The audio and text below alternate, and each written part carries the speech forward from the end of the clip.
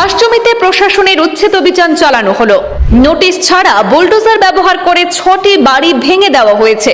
চোখের সামনে একমাত্র আশ্রয় ভেঙে পড়তে দেখে বহু পরিবারের সদস্যরা দুঃখ ও উদ্বেগ প্রকাশ করেন। 6 মাসের অন্তঃসত্ত্বা মহিলা থেকে শুরু করে কোলে 3 দিনের শিশুকে নিয়ে বসে থাকা মায়েদের অসহায় ছবি ক্যামেরায় ফুটে ওঠে। সরকারি হোস্টেল নির্মাণ প্রকল্পের অংশ হিসেবে ধর্মনগর পুর পরিষদের পক্ষ থেকে উচ্ছেদ অভিযান পরিচালিত হয়। আগাম বিকল্প ব্যবস্থা না থাকা এলাকায় উদ্বেগ এবং চাঞ্চল্য তৈরি হয়েছে।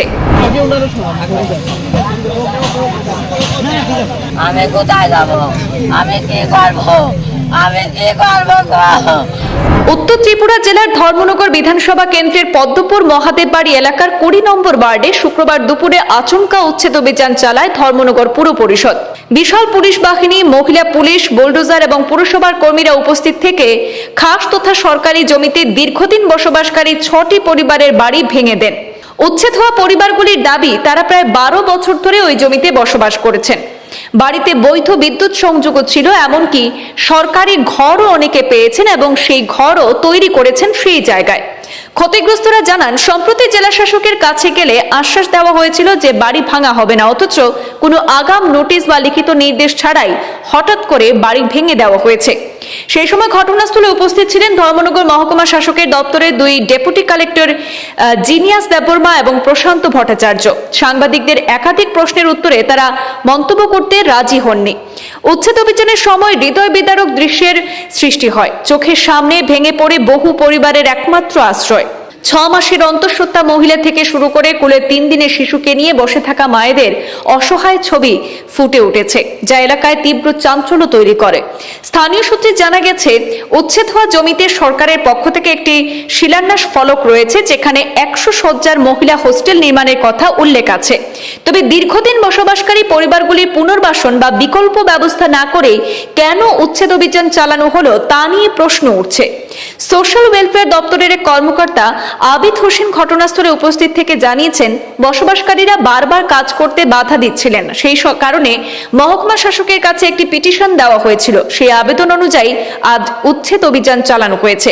তবে উচ্ছেদ হওয়া পরিবারগুলির অভিযোগ, সরকারি ঘর পাওয়া সত্ত্বেও উচ্ছেদ করা হয়েছে তাদের। প্রশ্ন উঠছে, যদি জমিটি সরকারি হয় তাহলে রেশন কার্ড ও আধার কার্ডের মাধ্যমে কিভাবে সরকারি ঘর দেওয়া হলো? ঘর দেওয়ার সময় জমির মালিকানা যাচাই করা হয়নি কেন? সেই দায়িত্ব কার? সব মিলিয়ে নোটিশ ছাড়া উচ্ছেদ, পুনর্বাসনের অভাব এবং প্রশাসনিক স্বচ্ছতা নিয়ে সরাসরি ধর্মনগর পুর পরিষদের দিকে অভিযোগের তীর উঠছে। ঘটনাকে কেন্দ্র করে এলাকায় ক্ষোভ এবং উদ্বেগ ক্রমশ বাড়ছে। কি হইছে এখানে? এখানে সারা খাসার জায়গা বলে, এটা তো জানি না। আমরা জায়গা লইছি আজকে 20 বছর। আমি তো দিব্যিসে চললাম, দিব্যিসে আমার জিনিস বানাইলাম। হ্যাঁ, এরপর একটা সরকারি ঘর আমি পাইছি। সরকারি ঘরের লোকে না হইলে আর 2.5-3 লাখ টাকা আমি ঘরের তলে ঢুকাইছি। তখন দিবঙ্কর স্যার 2-3 বার করে দেখছে। দিবঙ্কর স্যার 2-3 বার দেখছে। তখন তাই না দেখছে না যেটা খাস না নিজের জায়গা না দলিল আছে। জাবরার বিল, সাপ্লাইর বিল, কারেন্ট বিল আমরা দিয়ে যাইতেছি দিয়া যাইতেছি। এরপরে আমি যখন টাকাটা নি দেই, তখন 22 চেয়ারম্যান আমার লগে গিয়ে টাকাটা দিয়া দিছ। শ্যামল দায় কইছে ঘর বানাও, জোর দখল করো কি যাও। আমরা কইছি জোর দখল করতাম না, মালিক গরিব, মালিকের ছেলে মেয়ে নাই, মাইয়া ফার্স্টটা বিয়া দিয়েছে, তাই না খাইতো। আমরা অল্প পয়সা দিয়া আমরা বই, তবু আমরা জোর দখল করে পিঠা খাইতে চাই না। এইরকম মেম্বার যখন আমার লগে টাকা দিয়েছে, তখন কইলো না কেন এটা খাসের জায়গা, কেন আমার লগে এই প্রতারণাটা হইলো। আপনি কার থেকে জায়গা কিনছেন? জায়গা আমি কি কমলা সিংহের থেকে কিনছি। আমি মানে অল্প অল্প ঘর বাড়াটির মতন আমি টাকা দিছি। হাতুয়া কাগজ দিছে তাই নে, আমরা অল্প মাসে মাসে মানে মনে করেন তাই এটা আমাদের দানপত্র দিছে। সরকারি কাগজ কি মানে সরকারি যে ঘর দেওয়া হয়েছে তখন কি দেখেনি আপনাদের?